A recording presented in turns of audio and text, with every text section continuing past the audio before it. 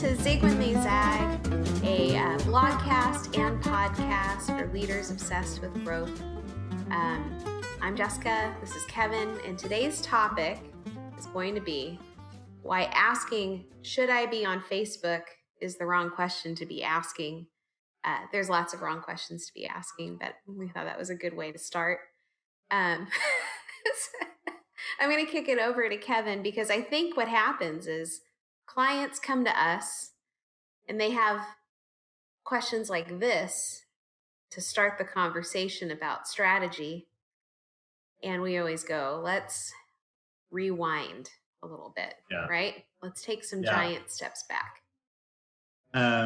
So I'll be honest, I think this one for me personally is a little selfish because I get this question a lot, or the similar question, and my brain immediately gets overloaded with, it really depends on so many things. And so, current state of our society aside, should you be on Facebook? That's a whole different podcast. That's not what we're talking about. Regardless of how you feel about all of that, Facebook has a large audience base. So being on Facebook is not necessarily a bad thing. But so to kind of start, really, to me, the issue is when you're a business and you think about marketing, if you immediately go to tactics, what should I be doing? In my mind, it's because you have been influenced by the marketing aspect of the business world, which is all about, you need to do this, 10 things you need to do, 5 reasons why you're not on this. Like, all of that advice, I want you to pay attention to when you hear it, because it is not written to be helpful. It is written for 2 reasons only. And we can talk about this in a little bit. It's written, 1, to entice you to read it.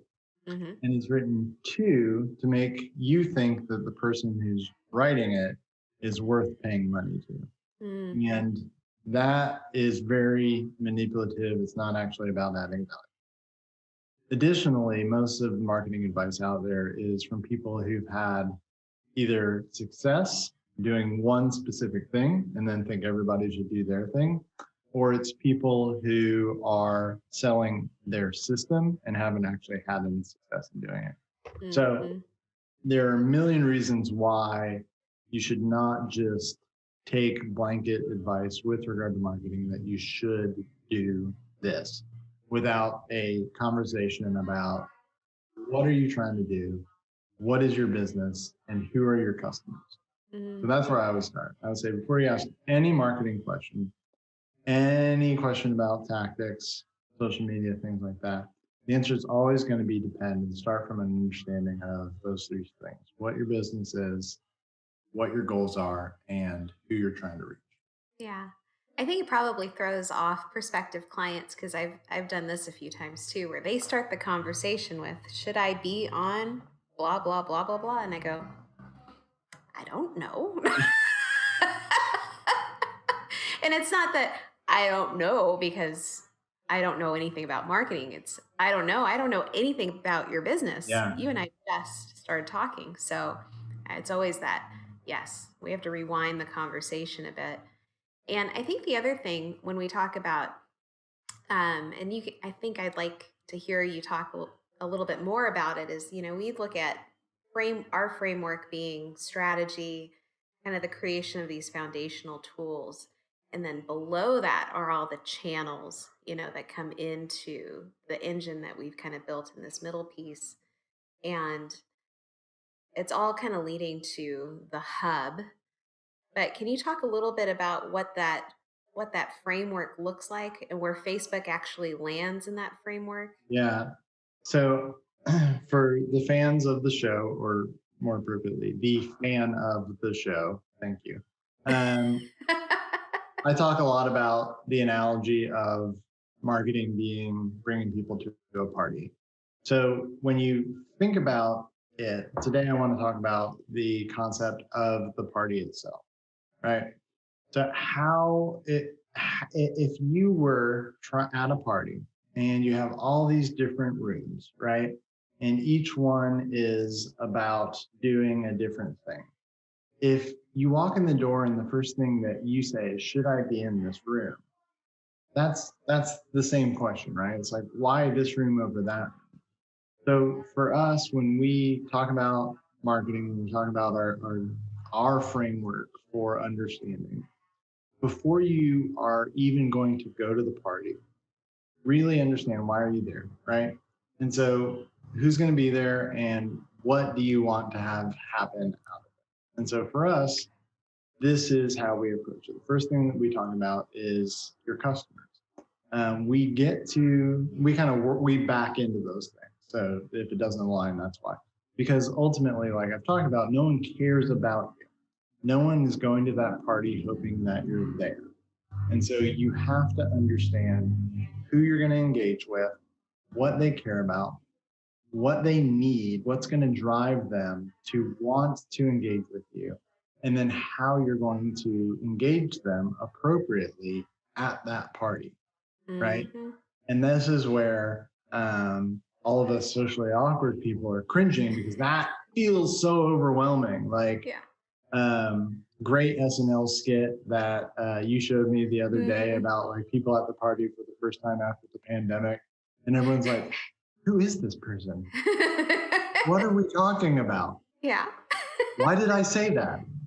I think that applies to marketing so much. And so for us, it's really understanding who your customers are. Are they going to be in the room that you want them to be in?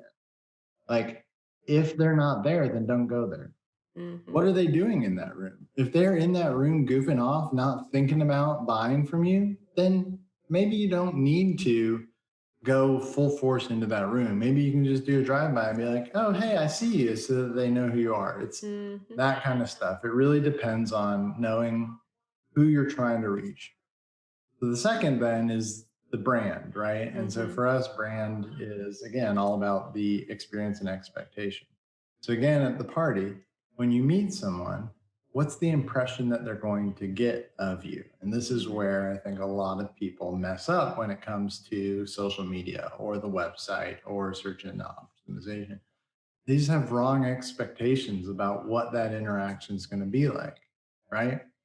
So imagine being at a party and someone comes up to you and says, wow, you're really beautiful. Can I tell you about my turtle collection? That's happened before. No, I'm just kidding. Which I was going to say is my go-to pickup line. We'll maybe work with one person, right? So if you're in the wrong room and you're with the wrong stuff, it's going to be awkward. Yeah. That person is not going to want to have anything to do with you. So then, once we understand that, like, how are we going to engage them? What's the right introduction? How do we have a conversation? Like, all of those things. What do we want them to do, right? Because they're walking around the party too. So where are we going to, like, they're not going to walk with us the whole time. They're going to go and mingle for a bit and come back and see us later. So this is where the different channel pieces come in. And again, we wouldn't even begin to recommend something to you about Facebook versus Twitter versus LinkedIn if we didn't know who you were going after or what your interactions were supposed to be. So for us, that's kind of the foundation. So now we get to the planning part. What rooms do we want to hit them up in, and where do we want them to end up? And this is where that hub idea comes from. So sorry it's taking me so long to get to this idea, but the analogy I think is really helpful. And this is where maybe the party analogy falls off, because the end goal, thinking about most parties, was not what we want to talk about. So ultimately you have a goal, right? Which is for them to buy from you. Yeah. Regardless of where that takes place, they are going to, in every step of the process, need information that is, their instinct is going to be, I'm going to find that on the website, right? And so if you think about a party, like a grown-up party, if they're going to look for you, the place that they're most likely going to find you in a party is going to be the kitchen, right? Because the kitchen is the comfortable place where you get access to everything that you need, right? Everybody congregates in the kitchen. That's what your website's That's where going to the be. queso is. The queso fountain, the Yeah. queso keg, at this queso party. Yeah. So your website needs to be your top priority, right? Because without a good website that reinforces everything that speaks to what your customer is going to be looking for, how they're going to research you, what matters to them, and without a website that represents and gives information about who you are, why you're an expert, why you know about the problems you're trying to solve, and what it's going to be like to work with you, they're not going to get that information from somewhere else. That's not why they're on Facebook. That's not why they're on Google, right? So it lives in this one place and becomes the portal for what's next. Yeah. And that's what we call to action and conversion. I almost hear you saying, like, the better question that might lead to a more strategic conversation would be, what's wrong with my website? Or is my website working, right? Yeah. Because I think we've gotten past the point where a lot of our clients consider their website a brochure. I mean, maybe 1 in 10 come in and still say, oh, I know I need one, but I don't know if I need to really think about it much. I think most of our customers recognize that your website's your 24/7 salesperson. Yeah. And that in this environment, even in a B2B situation where maybe a business owner is researching for some sort of vendor, right? That doesn't happen in this kind of 8 to 6 o'clock time period all the time. Sometimes it happens late at night. It happens when you're on the phone or looking at your phone while your kid's watching TV or something like that. Like, your website is doing a lot of work. And so if you can have a better conversation about if this website is really doing the job it's supposed to, you can worry about how people get there. It's kind of the next step. Yeah. Yeah. And that's where I love that idea. I was like, okay, how is the website helping and not hurting?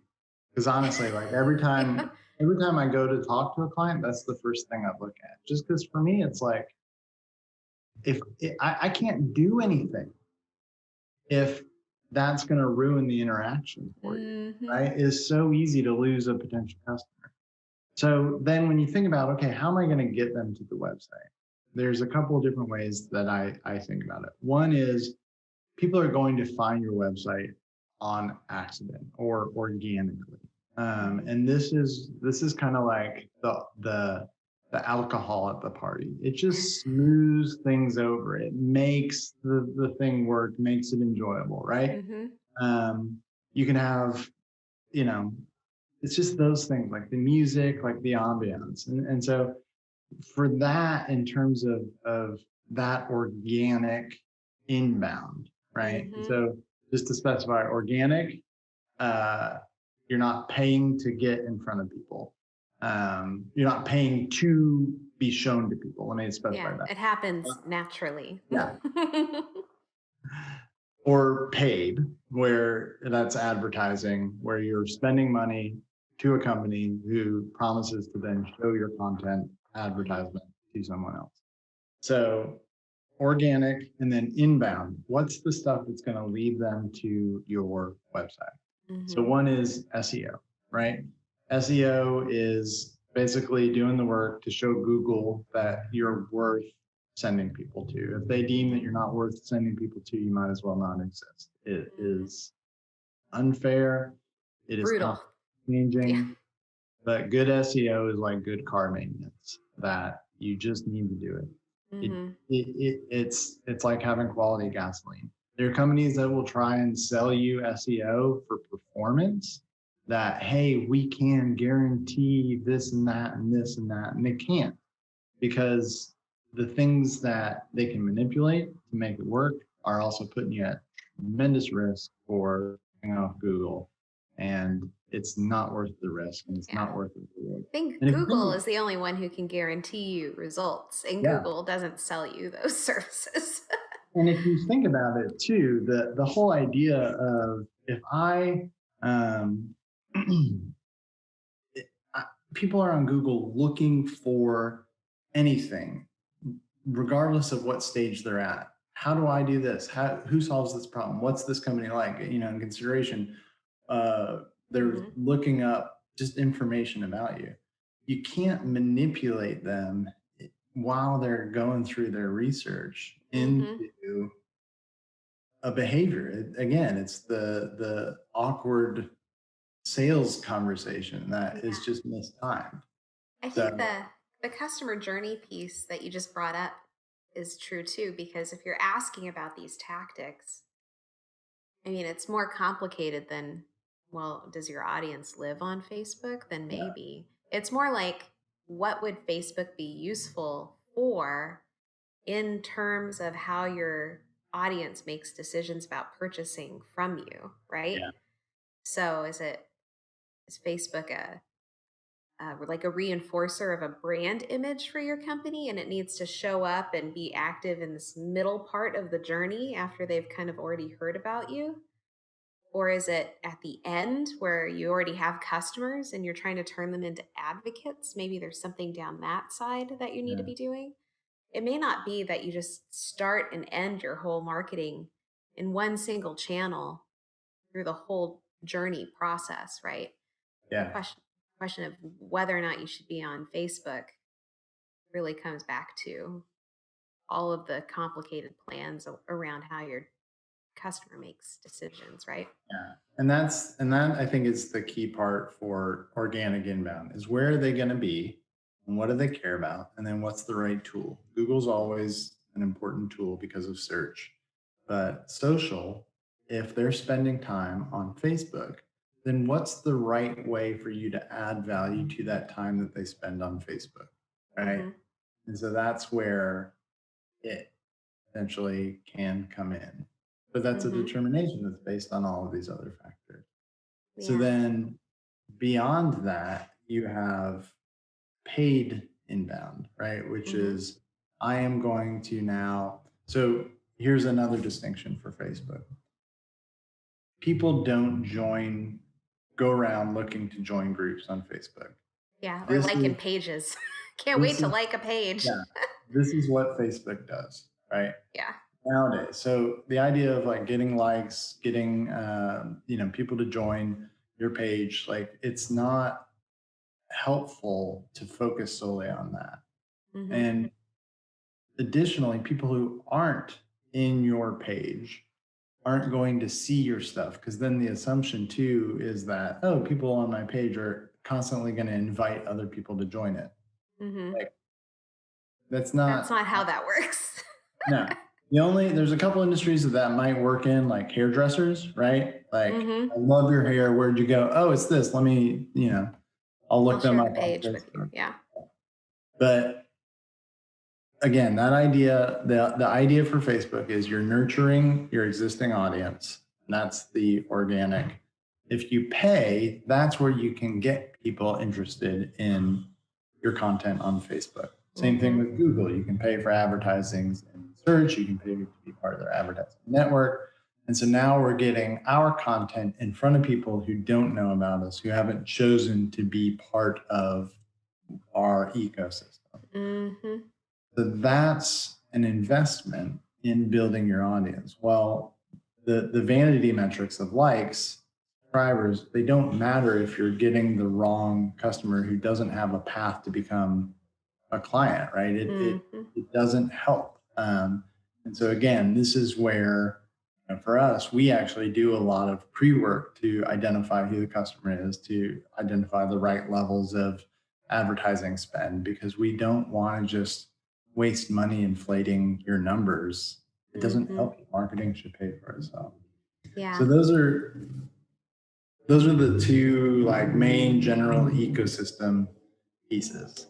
So then the other way that you engage people is through valuable content. This is where, for us, our clients, we highly recommend investing in great content. And so that's blogs, downloadable ebooks, white papers, whatever that is, real great branded content that's going to add value to your clients. video is such a huge competitive advantage, such a great asset, great digital photography. I mean, just all of these things that really translate into providing value for your customers. So it's not just I'm showing up in front of them and breaking into their feed, but I'm doing something valuable for them, because that's the best thing that you can do, is give them a taste of value that reinforces, hey, this is someone who can help make my life better. And they've already done that. So for us, that's where content, blogs, white papers, video, all sorts of things. Like even, we've built online calculators, like just ways that provide value. And then what we do is you offer that in exchange for entering into our ecosystem. Usually that's for an email, and that they become kind of a marketing lead. Now, what's great is we have the technology that exists to interact with people across all these platforms. So now you have one over here on email, right? Visited your website, read this blog, downloaded this. We can now show them advertising directly to them on Facebook, which just kind of reinforces. And this is where that, hey, we need to get in front of you 7 times for you even to remember to know. Like, that's building out the brand awareness. So again, it's not just be on Facebook. It's like, be intentionally on Facebook, grow in Facebook in these ways, while having these other things that are then going to reinforce to not only get you a bigger set of customers, but to make those more, or audience, but to make that more likely to become customers because you're qualifying them and nurturing them. Yeah. So what I'm hearing you say is kind of the first better question to ask would be, is my website working? Yeah. Well, how do I make it better? And then the second question, instead of should I be on Facebook or should I be here, should I be there, is what should I be doing for content? Yeah. In a way that really serves the customer while they're going through their own journey, right? And I think a lot of people struggle with that because they want to talk about themselves. And this is where we help answer that question by saying, who's your audience? Let's really dig into that. And what are their goals, right? And what are your goals that align to that, and allow our team to then say, this is your content strategy. This is how we would recommend that you engage them. Video is great in these mechanisms, in these medium, but not in these. Like, there's that level of knowledge and expertise to walk through the nuance of your situation, to tailor that plan to you, aligned to your revenue goals, so that you're actually building a system that supports your brand, converts, works, and is the right investment. Yeah.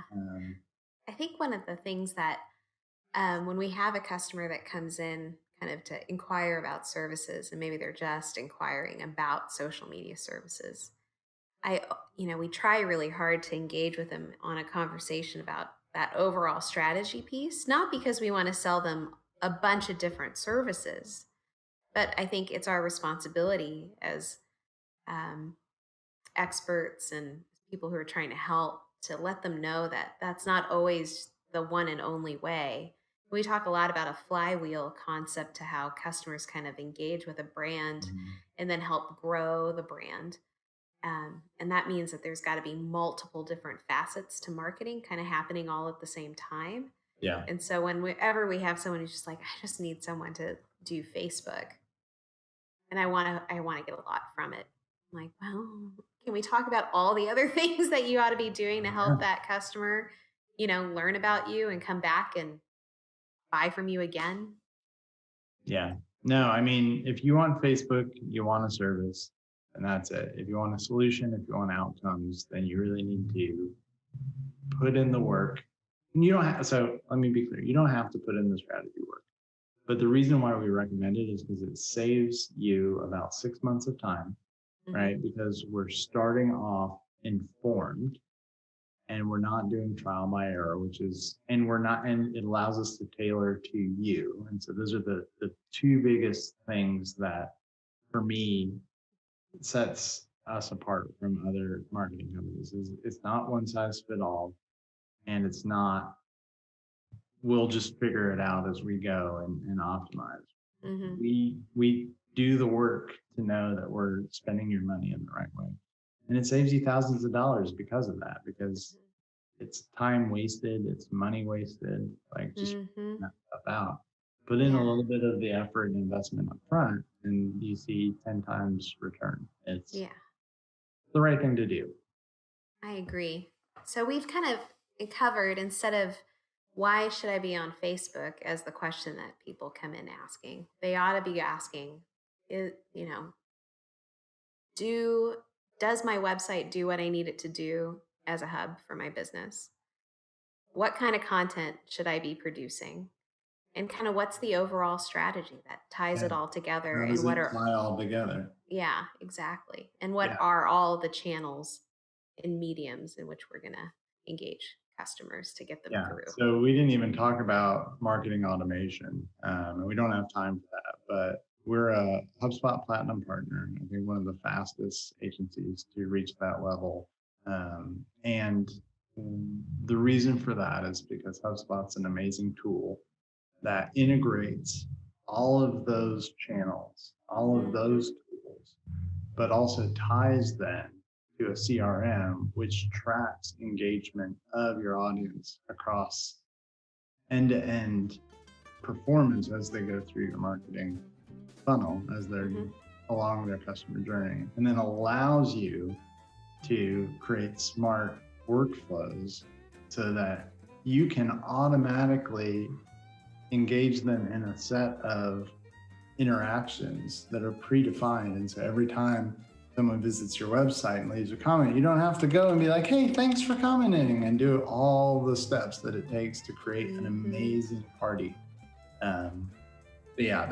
That's been for us in the last year to have great technology. And HubSpot's a great example of that. To tie all of these things together is really where you get the advantage. But you need to know, will my website screw it up? Am I producing value through great content in the right channels? And how are those interactions aligning to the customer journey in a strategic way before you can do that? So I think we should do an episode where we just geek out about HubSpot. Oh, we could. I think that would be so much fun. Well, I really appreciate this conversation, because one of our core values is goals. And, when it applies differently when you think about working at Hot Dog Marketing day to day, but not in how we approach our customers and our client work, right? We always want to make sure we understand your goals so we can propose the right solutions, services. It's not about just taking something and running with it. We need to understand what you're trying to do with it. So can we do an episode where I geek out about turtles? Sure. Special edition. Turns out I look forward to that one. The best part is it's not aligned to any customer journey whatsoever. Like, that's not good content. The marketing strategist in me is like, that's so dumb, Kevin, but turtles are so awesome. Maybe that's better for your personal YouTube. All right, that's it for now, and we'll talk about HubSpot maybe next time. Yeah. Sound good? All right. Awesome. Okay, bye.